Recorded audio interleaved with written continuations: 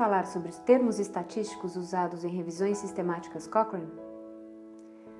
Temos que falar sobre esses termos porque eles aparecem sempre nos resumos abstracts das revisões Cochrane.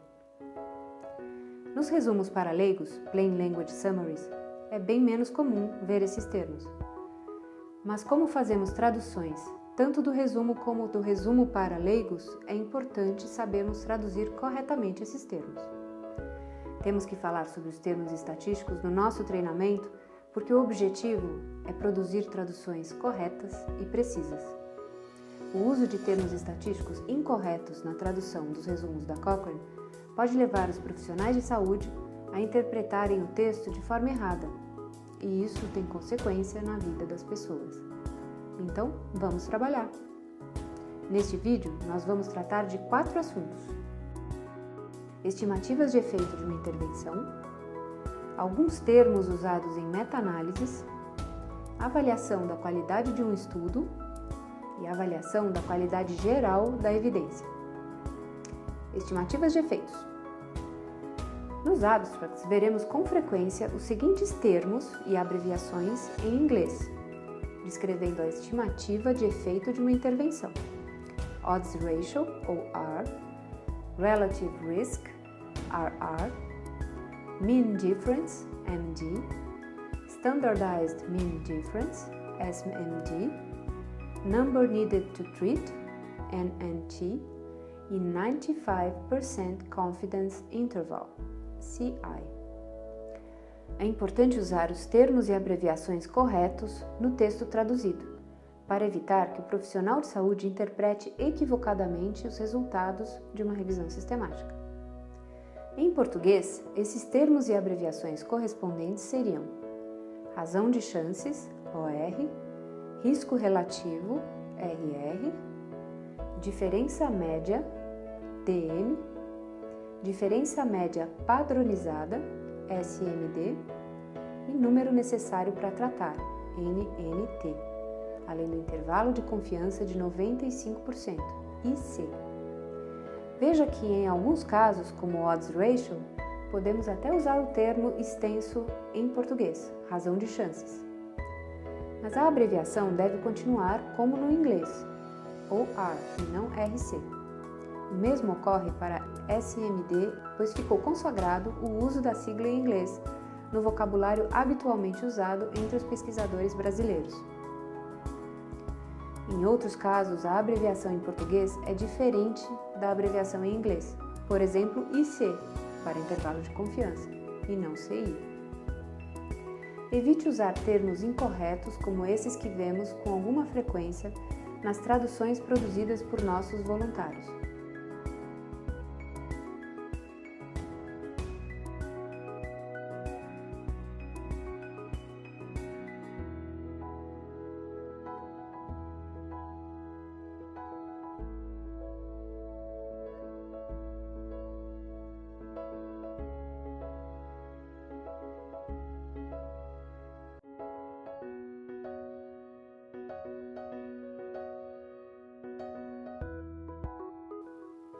Portanto, ao traduzir termos que descrevem a estimativa de efeito de uma intervenção, tome cuidado com a tradução. Verifique o termo correto em português e use a abreviação apropriada. Às vezes será a mesma abreviação usada em inglês. Outras vezes você deverá usar a abreviação em português. Revise todo o texto no final, procurando erros e diferenças do original. Depois, compare a sua tradução com o original.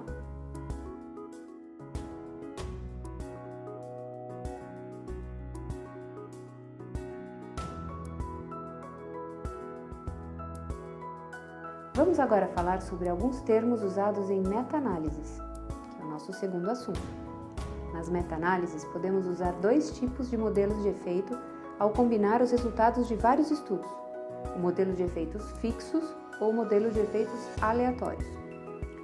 Existem palavras exatas em português para descrever esses modelos, portanto, não invente palavras. Evite usar termos incorretos, como esses que vemos com alguma frequência nas traduções produzidas pelos nossos voluntários. Para traduzir corretamente um texto em inglês, é necessário ter um conhecimento mínimo do que você está escrevendo. Evite chutar ou inventar uma palavra para traduzir um termo técnico em inglês.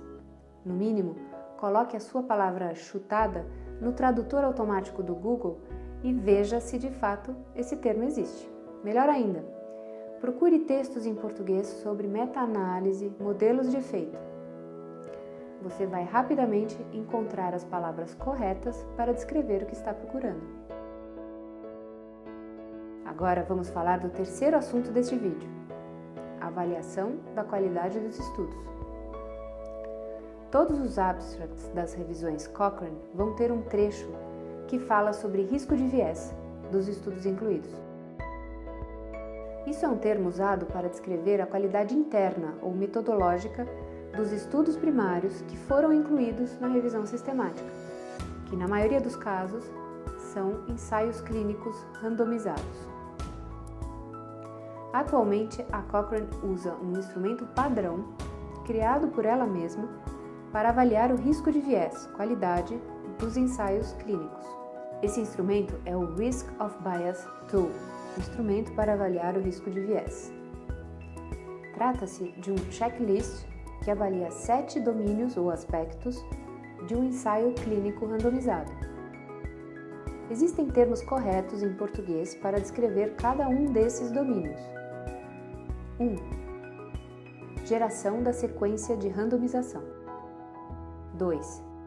Sigilo de alocação ou ocultação da alocação. 3. Mascaramento ou cegamento dos participantes e pesquisadores. 4. Dados incompletos dos desfechos. 5. Relato seletivo dos desfechos. 6. Mascaramento ou cegamento dos avaliadores dos desfechos. 7. Outros vieses. Evite usar termos incorretos, como esses que vemos com alguma frequência nas traduções produzidas pelos nossos voluntários. O correto é geração da sequência de randomização.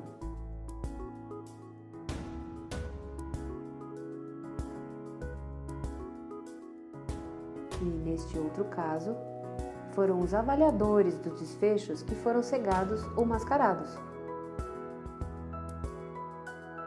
Para fazer uma tradução correta de um resumo de uma revisão Cochrane, é necessário ter algum grau de conhecimento sobre como se avalia a qualidade de um ensaio clínico. Se você não tem esse conhecimento, sugiro que procure estudar sobre isso antes de fazer a sua próxima tradução. Para cada um desses 7 domínios dos estudos primários, os autores da revisão sistemática atribuem uma nota de qualidade. Preste atenção em como traduzir as 3 possíveis notas para os domínios. Alto risco de viés indica que o estudo tem problemas naquele domínio avaliado. Baixo risco de viés indica que o estudo não tem problemas naquele domínio.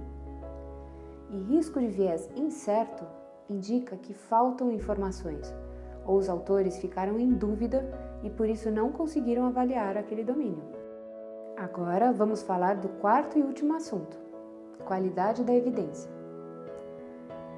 Nos abstracts e também nos Plain Language Summaries das revisões Cochrane mais recentes, existe um trecho que fala sobre a qualidade da evidência em inglês. É chamado de Overall Quality, ou Certainty of the Evidence. Isso descreve o quão certos ou confiantes estamos em relação ao efeito de uma intervenção para um determinado desfecho. Por exemplo, uma revisão sistemática encontrou 5 estudos que compararam 2 antibióticos diferentes para o tratamento de crianças com queimaduras. Um dos desfechos da revisão foi a mortalidade e o outro foi a duração da internação. Uma das meta-análises mostrou que o antibiótico A reduziu em 50% o risco de morte dos pacientes em comparação com o antibiótico B. Mas qual é a qualidade dessa evidência? Ou seja, qual é o nosso grau de certeza de que isso é verdadeiro? Isso tem a ver com a qualidade da evidência. Se a qualidade da evidência para esse desfecho for alta, estou muito confiante que o antibiótico A vai mesmo reduzir o risco de morte em 50%, em comparação com o antibiótico B. Mas se a qualidade da evidência para esse desfecho for baixa, minha confiança nesse efeito é limitada, e é provável que novos estudos realizados no futuro mudem essa estimativa do efeito do antibiótico A versus B sobre a mortalidade de crianças com queimaduras. A qualidade da evidência não deve ser confundida com a qualidade metodológica dos estudos primários, ou risco de viés, sobre a qual acabamos de falar. Você lembra que para avaliar o risco de viés de um estudo primário, usávamos um instrumento criado pela Cochrane para avaliar isso, não é mesmo? O tal Risk of Bias Tool. Para avaliarmos a qualidade e grau de certeza de uma evidência, o assunto que estamos abordando agora, usamos o GRADE, que é um sistema criado por um grupo de pesquisadores internacionais e não exclusivamente pela Cochrane. O GRADE analisa vários fatores que podem afetar a qualidade geral da evidência para um determinado desfecho avaliado em uma revisão sistemática. Por exemplo, a mortalidade na revisão sobre antibióticos para crianças com queimaduras.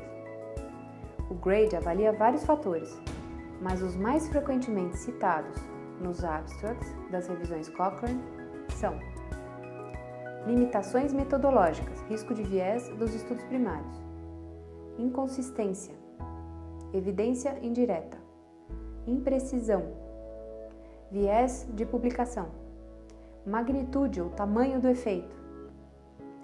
Baseados na análise desses fatores, os autores da revisão sistemática atribuem um grau de qualidade para a evidência que eles estão avaliando. Existem 4 graus ou categorias de qualidade geral da evidência: alta, moderada, baixa, muito baixa. De uma forma geral, a qualidade da evidência de revisões sistemáticas de ensaios clínicos começa como alta, mas ela pode ser rebaixada devido a problemas nos 5 aspectos apresentados anteriormente. Evite cometer erros de tradução nos trechos dos abstracts que falam da qualidade geral da evidência usando GRADE, como esses que vemos frequentemente nos textos enviados por nossos voluntários. Veja que a pessoa que corrigiu essa tradução quebrou a frase original em 2 e adicionou palavras para tornar o texto compreensível, pois esse editor da tradução conhecia o significado das palavras em inglês, pois conhecia o GRADE.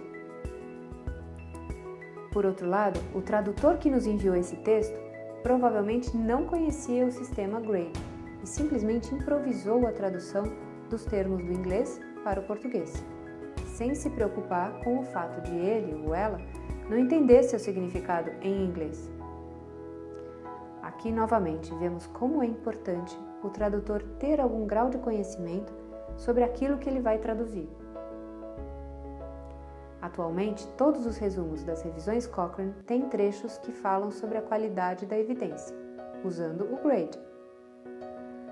Portanto, para traduzir adequadamente o resumo de uma revisão sistemática Cochrane, é preciso ter algum grau de conhecimento sobre o que é o sistema GRADE. Se você não tem esse conhecimento, sugiro que procure estudar sobre isso antes de fazer a sua próxima tradução.